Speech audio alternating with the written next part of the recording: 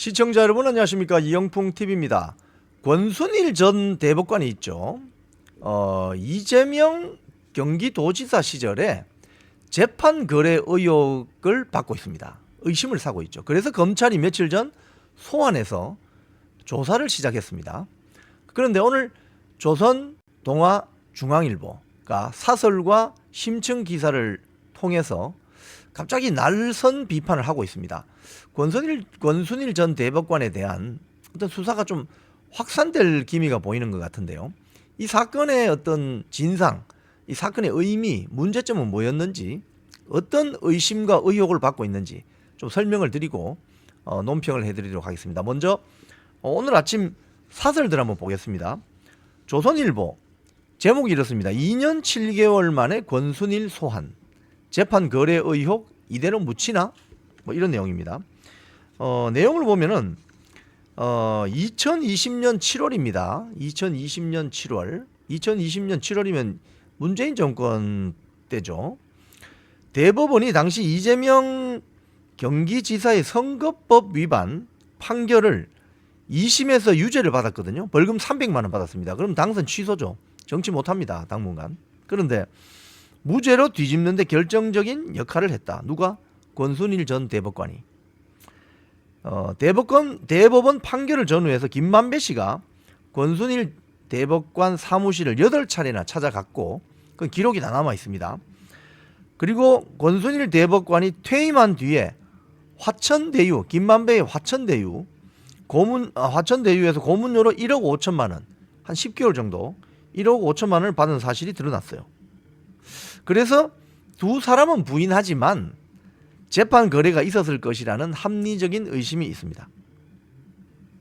그리고 김만배 씨가 권순일 전 대법관에게 이재명 지사의 무죄를 해달라고 청탁을 했다는 말을 김만배에게서 들었다는 대장동 업자 증언도 나와 있습니다. 이게 사실이면 대법원은 문 닫아야 됩니다. 이게 조선일보의 지금 사설 내용입니다.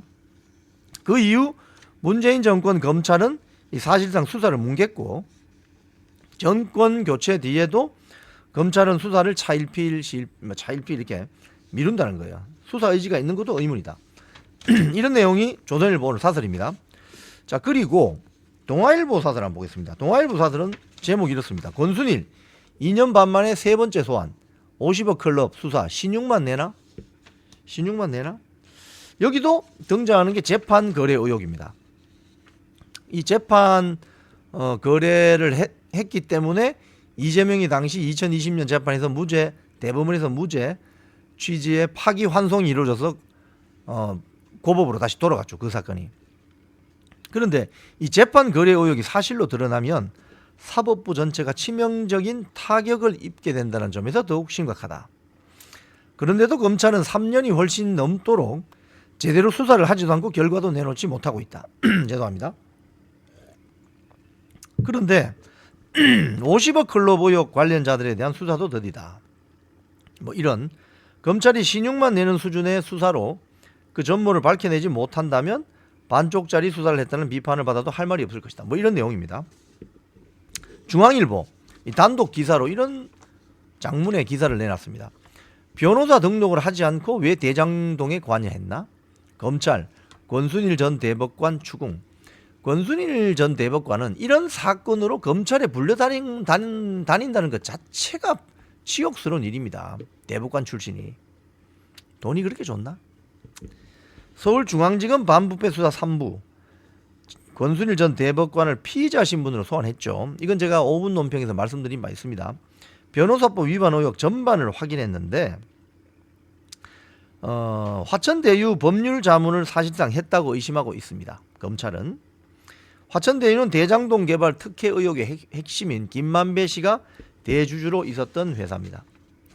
그리고 검찰이 의심하는 대목은, 또 결정적인 대목은 김만배가 2019년 7월부터 한 1년 정도 권순일 대법관 집무실을 8번 방문했다는 거예요. 왜 갔을까? 전화 도감청이 안 되고 흔적도 남지 않는 그 직접 대면을 8번이나 왜 했을까? 이건 보면은 쉽게 이야기하면은 그 재판 거래 의혹이 있다. 자, 그 이야기입니다. 중앙일보도 그 점을 지적하고 있어요. 그래서 이 수사가 좀 속도를 내야 된다 이런 이야기인데, 지금 그래서 제가 법률신문을 한번 검색을 해봤습니다. 제가 법률신문 한번 보여드릴게요.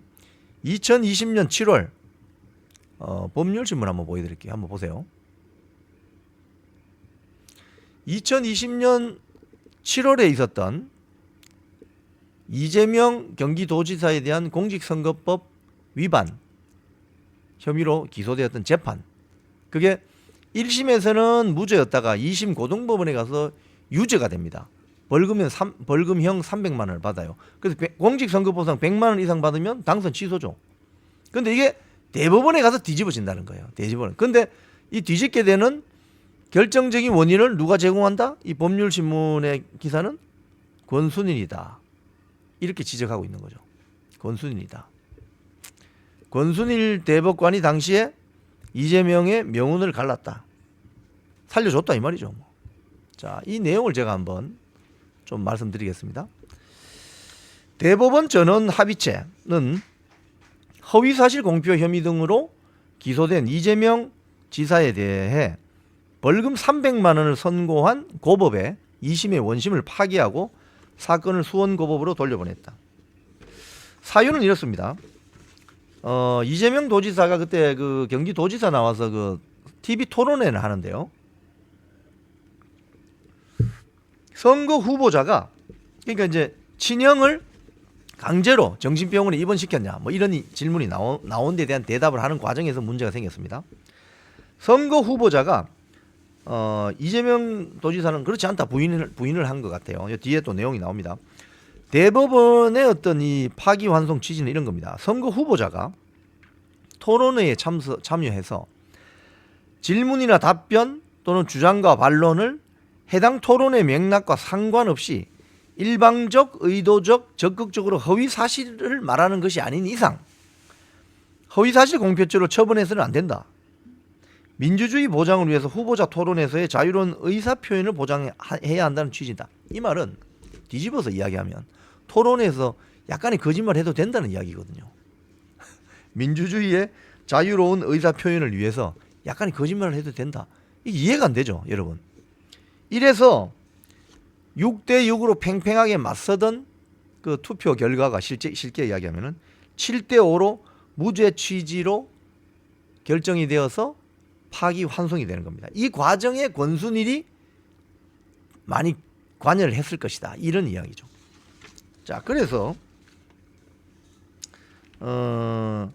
권순일 당시 대법관도 결정적으로 파기환송 의견을